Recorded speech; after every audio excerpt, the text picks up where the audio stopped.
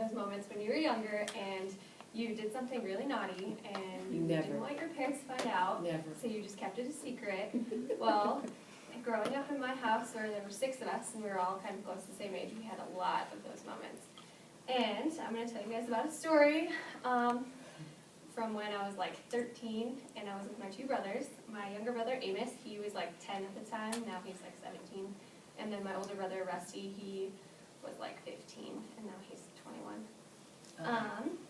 But we went golfing a lot when I was little because my grandpa, he was like a board member for the golf course, so we got like a free membership and like a free card membership and stuff, so we just did that on our, like, Valentine's pretty small, there's not much to do, so golfing was kind of our thing in the summertime.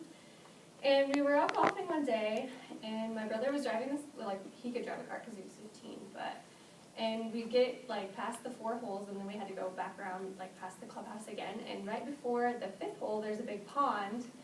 And my uncle, he was the main greenskeeper for the golf course, so he had adopted like 3 ducks and he let them live at the pond. And my brother, my older brother Rusty, thought it would be a great idea to drive the cart around the pond and try and jump off the cart and catch the ducks.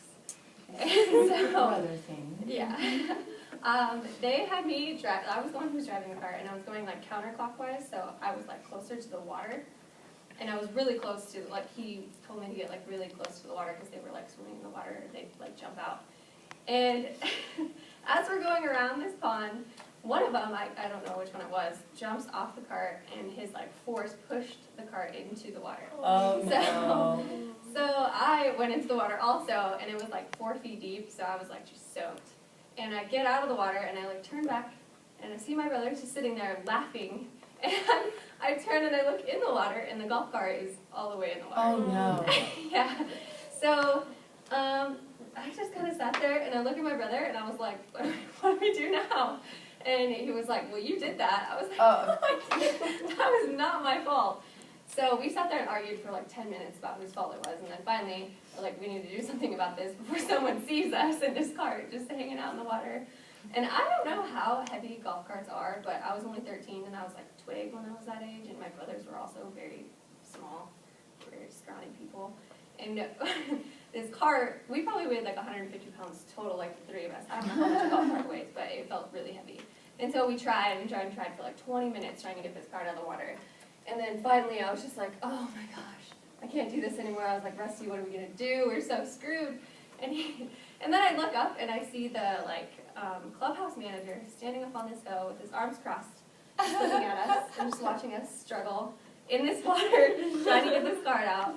And I looked at my brother, my older brother, and I was like, Rusty, look.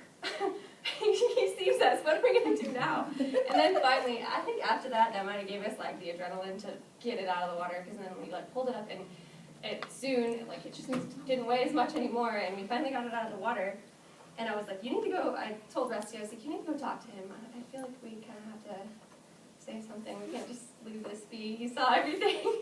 And so he went up and talked to him, and this little old guy, his name was Kenny. He was also a board member for the golf course, too, and one of my grandpa's really good friends. So we were pretty sure that he was going to tell my grandpa, and we were going to be locked up in our rooms for the rest of the summer. And the only thing he said to Rusty, he was just like, all right, just take it down to the golf cart shack and check to see if it's okay, like, see it's not broken, and then just golf the rest of your holes. And I was like, really? He didn't yell at you? He didn't get mad or anything? He's like, no. And I don't think he's going to tell Grandpa. I was like, no way. And so we get home, and my grandpa's like, oh, so how's golfing? And I'm like, oh, it's great. You know, it's a normal day on the course. And then we go to bed, and he didn't mention anything. And then a couple weeks go by, and he still hasn't mentioned anything about it. And I was like, me and my brother, every night, I swear he would come in my room and be like, if he asks, what are we going to tell him? We can't lie. I can't lie to him. And I was like, I don't know. Like, we're just going to have to make up a story. We'll just see how it goes. But he never found out. And I'm sure till this day, he probably still doesn't know, because I've never told him. He's not the kind of person who would just take it lightly. He's very strict, so we never really wanted him to find out. Through this story, I didn't really learn like a moral lesson, or like didn't give me any value or anything, but it kind of taught me like not to ever listen to anything that my older brother said.